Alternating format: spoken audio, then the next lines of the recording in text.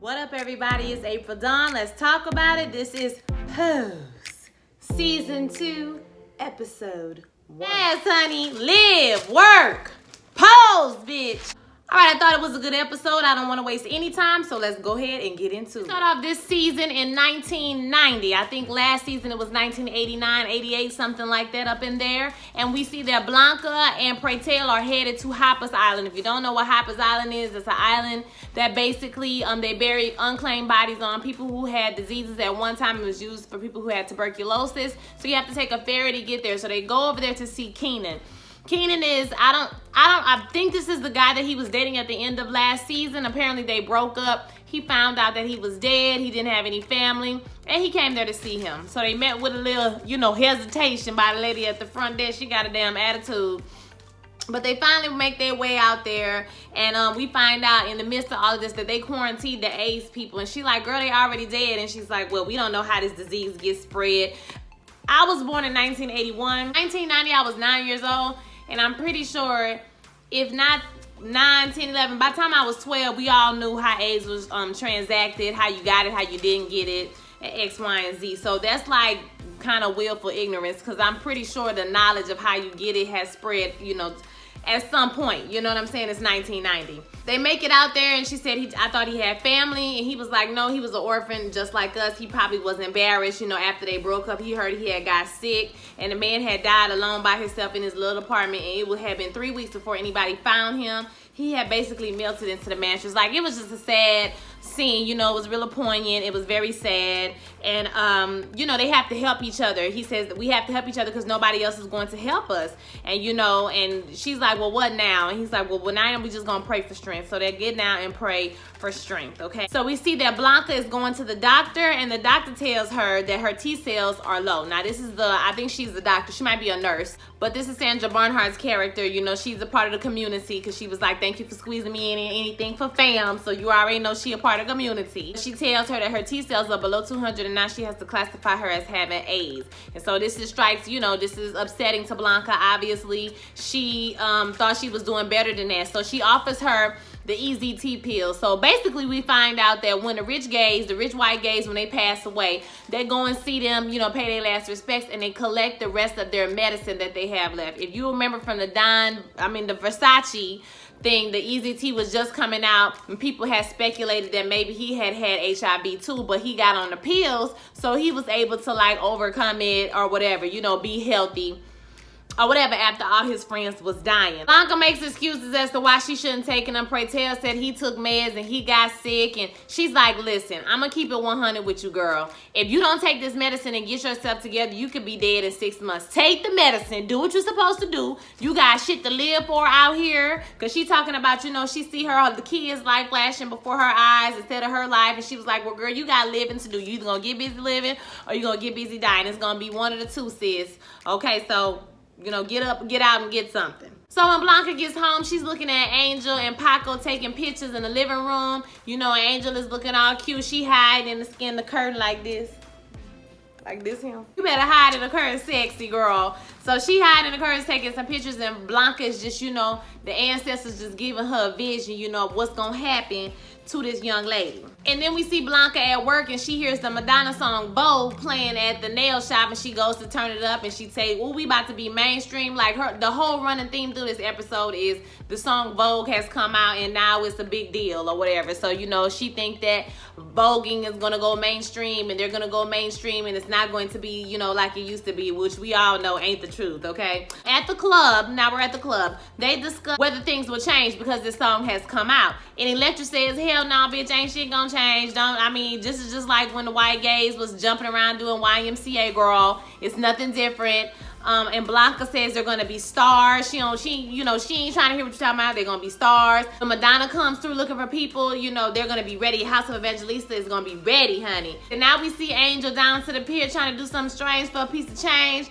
And a cab rolls up, and for a second she paused or whatever. Then she goes up there to the window, and it's Blanca like, bitch, get your ass in the car, girl. I got somewhere for you to go. Cause she give her a whole lot of back talk about she can't make no money and she don't want to mop no floors. So these hoes be killing me. Y'all will get out there and sell your puss, okay, and sell your bus out here, sell your wee-wee.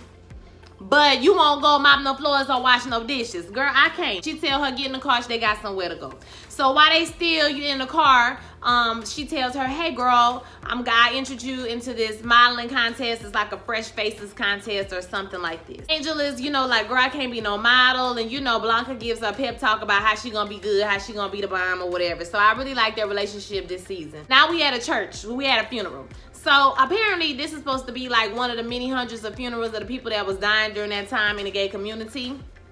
And they kind of make light of the situation that's so heavy about how many funerals they had been to. Praytel is there, Lulu and Candy are there, and they making jokes and trying to be funny. And Praytel tell them have some respect. And then Nurse show up, and Nurse is talking to him, and they making jokes back and forth between each other. I mean, I was cracking up the whole time. It was like a damn comedy routine. It was hilarious. Okay, so she tells him he needs to find something to do with all of that pain, or it's going to eat him alive. And so she takes him somewhere because she's about to go, and you coming with me. Okay, so they go around to the church, around to the meeting. And Praytel is like, listen, I'm not about to be up in here with all these white gays and all this bullshit. She was like, hey, listen, Dykes be organizing the meeting too. So, we here, and I want you to come in here. You need to, listen to what we talking about. So they're in there talking about, I ain't gonna lie, I ain't hear what the lady said, okay? What the man or the lady had said when they was up there talking, because he had got into it with the black woman. I think the black woman was speaking, but I was so busy taking notes. But we having a protest on Sunday at the church. I think it's something to do with, the Catholic Church, not encouraging their people not to use condoms, and people not using condoms and out here living this lifestyle, you feel me? Out here doing too much. When you got family at home and you giving, people diseases and back and forth, it's a lot going on. So they doing a protest. So they're gonna do a protest on Sunday down to the Catholic Church. Okay, that's what's going on. Act up, you can get smacked up. Act up, you can get smacked up. Act up, you can get. That's all I thought about when they was saying act up. Angel, Blanca, and Paco down to the contest. Okay, she's worried, Angel is worried about passing. And they like, girl, don't worry about it. Just be yourself. You get in, you're beautiful, you're gorgeous, which she is, right? So at the sign-in, the woman looks at her Polaroids and tells her, okay, we'll use the Insta camera. She was like, yeah. She was like, the pictures are gorgeous, but you need real pictures. And so, like, she looked her up and down, like, bitch, let me see if you got the look. She's got the look. She's got the look. Okay, and so she was like, okay, I'm gonna give you this photographer phone number. Go get some real pictures taken and come bring it back to me for the semifinals. So she already made it through to the semifinals, bitch. She ain't have to do nothing but walk up. I say, Angel, you better do this, bitch. Okay, do it. She runs back to tell them, and they rejoice in the hallway. They happy, and they turn around and hollering and screaming, okay? It's Friday night dinner with the family. Blanca says she needed a VCR. She needs to study how to Vogue and be ready for this. So she's still going on about that. And like I said, Praytel chimes in just like YMCA, just like disco, and talks about when they blew up all the disco records in the baseball field. Y'all remember that piece of history? Every generation thinks they're gonna be the one to break through. Ain't shit gonna change, girl. That's it. And Angel tells them that she made it through to the semifinals, and everybody, is happy about it. We glad you made it through, right? So now we got, is his name? Now Ricky is the other one. Now which one this one is? I can't remember his name. Baby boy, boo boo, honey, baby. Blanca tells baby boy that he gonna teach a Vogue class down to the YMCA, okay? Because he needs to do something. So is he not in school no more? Do he not do nothing? Like, why don't these people have jobs? I'm sorry, sir. You're a whole, I don't understand. I mean, I understand you gay and it might be hard for the transgender people to get a job, but like, what about you, nigga? You could get a job. Like, I don't understand. I don't understand. Somebody explain it to me. I don't understand. Blanca also tells Praytel about an interview that the people want to do at the ballroom, and he's like, hell no, I'm not letting them in no ballroom. I'm not doing it.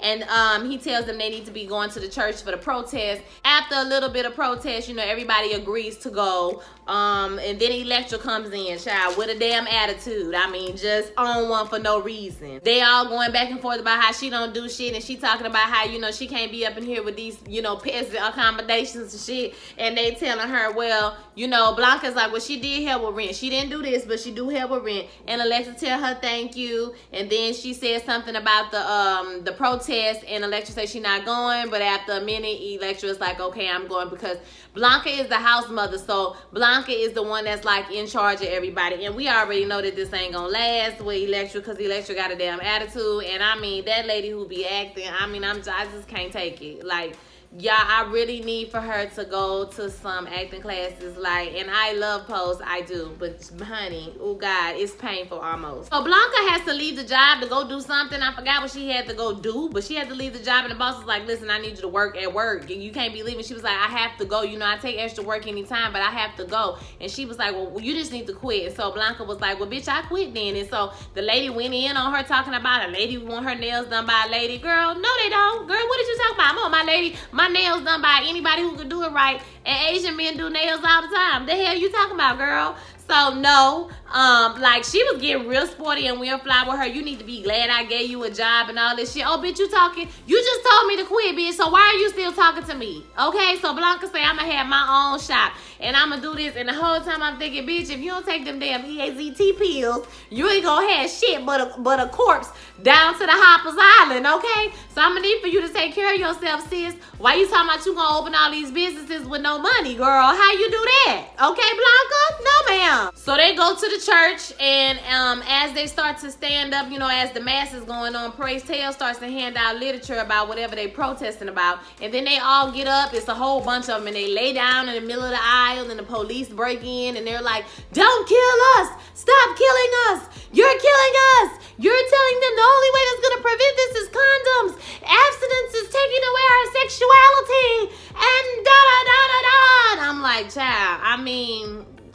listen, when I was in school, I think they promoted abstinence for us too. Yeah, abstinence was the best way. You know, it's like the best way to not catch nothing if you don't do nothing, okay? I understand what they saying, but like,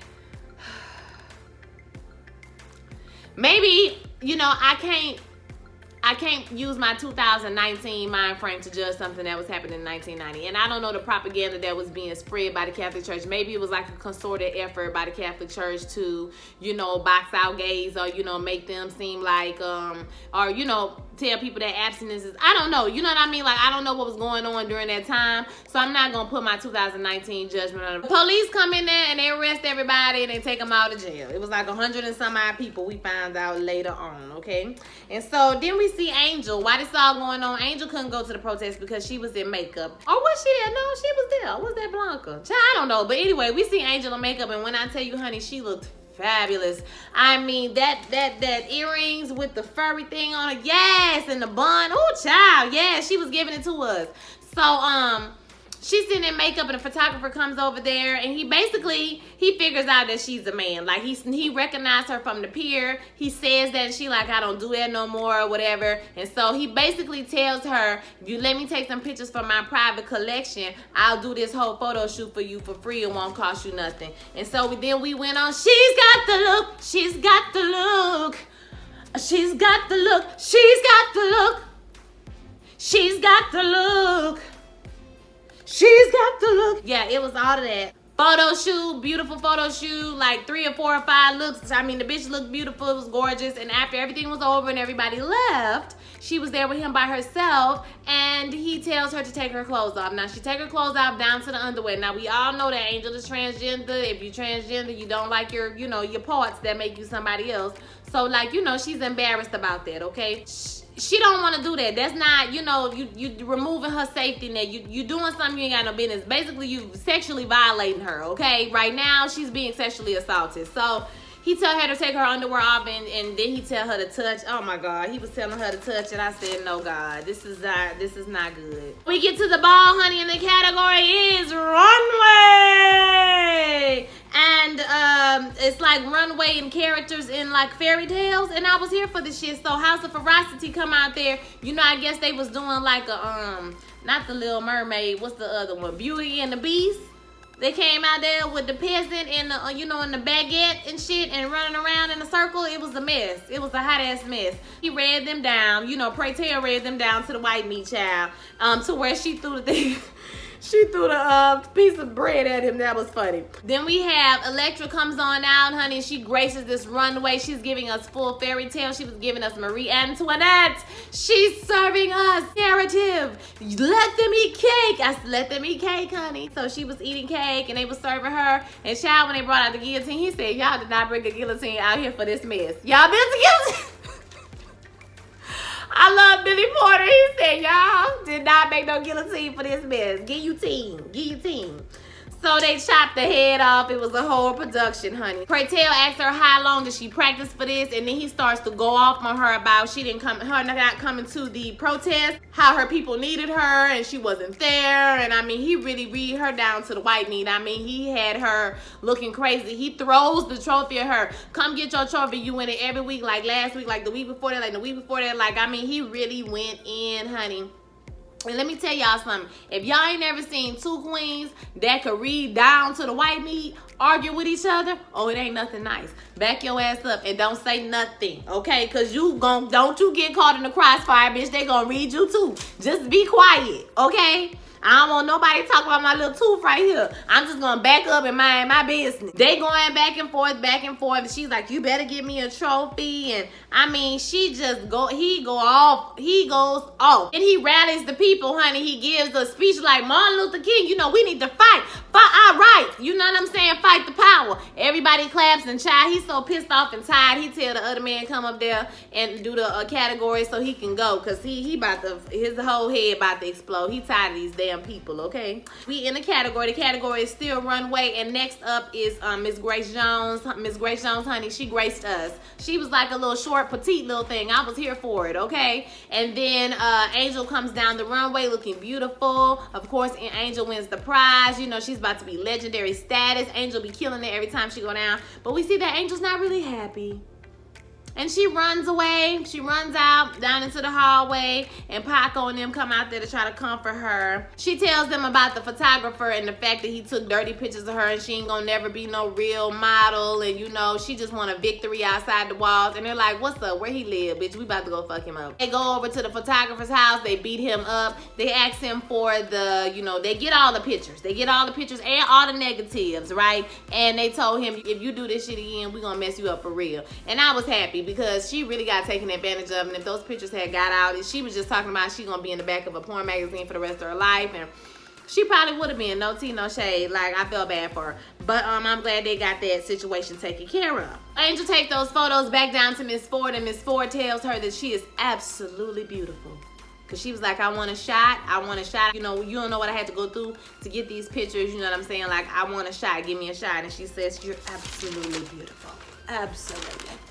So Angel made it to the top 10. We see Blanca cleaning up the bathroom over and over again. It ain't even dirty. And Angel comes in. She talks to her about how frustrated she is about dreams. You know, it seems that Blanca is always helping other people achieve their dreams, but she can't seem to make any of her dreams come true. And she keeps the meeting setback after setback or whatever.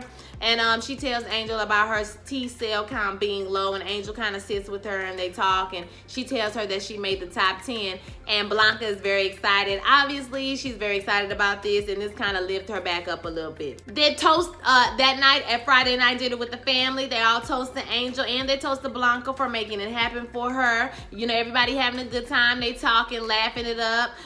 Electra comes in with an attitude again, bitch. Okay, just spoiling the damn mood, girl, with your stank ass attitude. Blanca is just like, girl, why can't you ever just be nice and say, I'm sorry, I'm late. I made a mistake. Like, damn, why we gotta go through all of this? She says, well, we're not gonna talk about why can't I be sorry.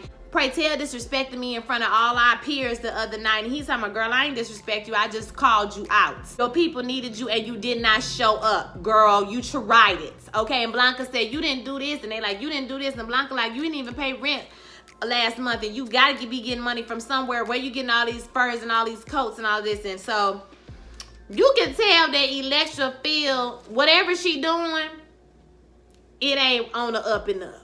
Okay, so whatever she doing, it ain't on the up and up. And she's feel some type of way about that because they hit a nerve, baby. And was like, because she started hollering and screaming. I was like, child, she don't even holler at different pitches. Everything be the same. So she started going on about how she don't have to explain herself, and you know she don't have to rush over here to put no 99-cent this on the table and that on the table, and you know she don't want no food made with toilet water and this. And I mean, she flipped the table and everything. I said, bitch, you was flipping the table. Why you flipping the people. You doing the most. And so they stand up there and she tells her, bitch, don't you ever come back to the ballroom, girl, because I'm going to eviscerate your ass on that damn ballroom dance floor. And, you know, she leave out. And Blanca don't say anything. I was waiting for them to punch the fuck out her, okay? Like, I wanted somebody to punch her dead in her mouth. Like, I was like, who is going to punch this hoe? Y'all just going to let her stand up there and talk to y'all crazy? I don't know. So Electra take her ass back over to the House of Ferocity and tell them, I'm joining your house, you're welcome, and walk in there like she gonna take over the house or whatever. I don't know if she gonna take over. Her and Lulu gonna be into it next week. And Blanca and the crew just hug each other and they like, listen, we need to start getting ready because Vogue, we about to take over the world with this whole Vogue thing or whatever. So, and that's how the first episode went off. It was kind of like another introductory type of episode. I thought it was pretty good. I'm not really sure what they're trying to do with this whole Electra storyline, only because, you know, she already had a big storyline last season and she's not a good actress. Y'all gotta help her. She's not that good. So I don't know about that whole storyline. I mean, she doing some shady shit or she back messing with that man or I don't know. Who knows? And I don't really care because she's not a likable character. My thing is, girl, we got to go through a whole season or you acting a damn donkey before you tell somebody what's wrong with you. I'm tired. Blanca, I like Blanca's character. She is house mother to the fullest, but I want something good to happen for her because her whole storyline ain't nothing but tragic. It's just pitiful and tragic. I want her to at least get some, find a man, get a boo, like get a new job, do something, girl. Get something together because I'm tired of seeing you go through. Pray tell, we see he gonna be on it this semester. He gonna be a little activist, so I'm cool with that. But overall, I thought it was a good episode. Let me know what you thought about this episode in the comments. Don't forget to like, comment, and subscribe. I'm back in it, y'all, to win it. So I'm a little bit behind with my editing, but they're up as soon as I can get them up. All right, so I'll holler at y'all next time. Peace.